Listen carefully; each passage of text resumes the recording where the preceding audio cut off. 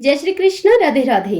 भगतजनों, आज हम सब श्रीमद् भगवत गीता के 7वें अध्याय का महात्म्य सुनेंगे।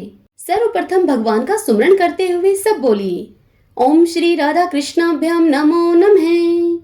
श्री लक्ष्मी नारायण भगवान की जय।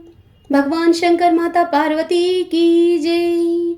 आइए अब कथा सुनते हैं। भगवान शंकर देवी पार्वती से कहते हैं, हे पार्वती, अब मैं तुम्हें 7वें अध्याय का महात्म्य बतलाता हूँ, जिसे सुनकर कानों में अमृत राशि भर जाती है। पाटलिपुत्र नामक एक दुर्गम नगर है, जिसका गोपुर अर्थात द्वार बहुत ही ऊंचा है। उस नगर में शंखकर्ण नामक एक ब्राह्मण रहता था। उसने वैश्यवृत्ति का आश्रय लेकर बहुत धन कमाया, किंतु न तो कभी पितरों का उसने तर्पण किया और न कभी देवताओं का पूजन ही किया। वह धनोपार्जन में तत्पर होकर राजाओं को ही भोज दिया करता था। एक समय की बात है, उस ब्राह्मण ने अपना चौथा विवाह करने के लिए पुत्रों और बंधुओं के साथ यात्रा की।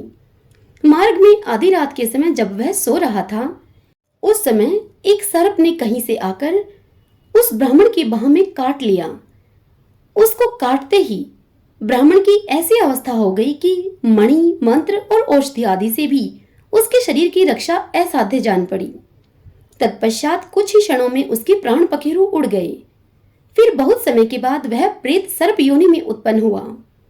उसका चित्त धन की वासना में बंधा था। उसने पूर्व वृत्तांत को स्मरण करके सोचा कि मैंने जो घर के बाहर करोड़ों की संख्या में अपना धन गाड़ रखा है, उससे इन पुत्रों को वंचित करके स्वयं ही मैं उसकी रक्षा करूंगा।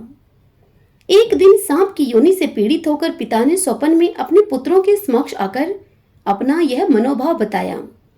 तब उसके निरंकुश पुत्रों ने सवेरे उठकर बड़े विस्मय के साथ एक दूसरे से स्वप्न की बातें कही।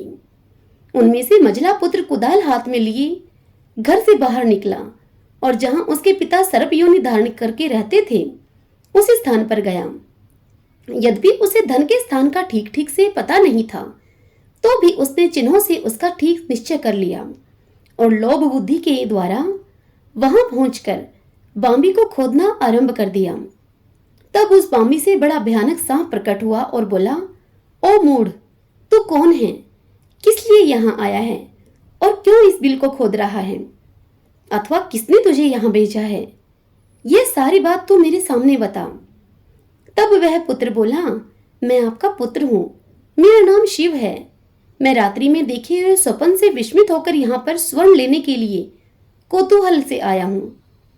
पुत्र की इस लोक निंदित वाणी को सुनकर वह सांप हंसता हुआ उच्च स्वर से इस प्रकार स्पष्ट वचन कहने लगा।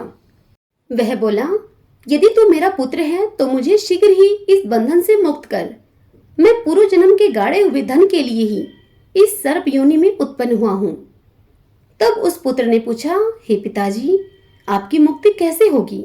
इसका उपाय आप मुझे बताइए, क्योंकि मैं इस रात में सब लोगों को छोड़कर आपके पास आया हूं। तब उस पिता ने कहा, हे बेटा, गीता के अमृत में 7वें अध्याय को छोड़कर मुझे मुक्त करने में तीर्थ, दान, तप और यज्ञ भी सर्वथा समर्थ नहीं है। केवल गीता का 7वां अध्याय ही प्राणियों के जरा मृत्यु आदि दुख को दूर करने वाला है।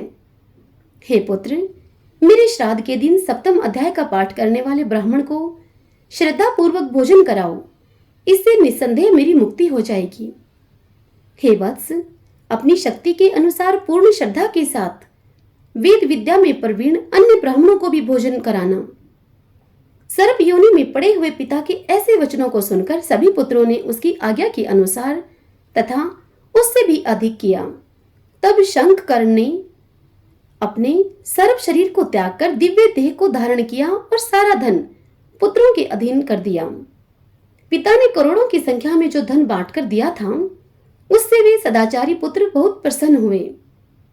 उनकी बुद्धि धर्म में लगी हुई थी, इसलिए उन्होंने बावली, कुआं, पोखरा, यज्ञ तथा देव मंदिर के लिए उस धन का उपयोग किया और अन्नशाला भी बनवाई। तत्पश्चात 7वें अध्याय का सदा जप करते हुए उन्होंने मोक्ष को प्राप्त किया। हे पार्वती, यह तुम्हें 7वें अध्याय का महात्म्य बताया गया है, जिसके श्रवण मात्र से मानव सब पातकों से मुक्त हो जाता है। हरि ओम तत्सत। ओम श्री राधा कृष्णाभ्याम नमो नमः। श्री लक्ष्मी नारायण भगवान की जय। भगवान शंकर माता पार्वती की जय। भगतजनों, कथा आपको पसंद आई हो, आपके लिए उपयोगी रहे तो इस वीडियो को लाइक करें और कमेंट बॉक्स में जय श्री कृष्णा राधे राधे लिखें। जय श्री कृष्णा राधे राधे।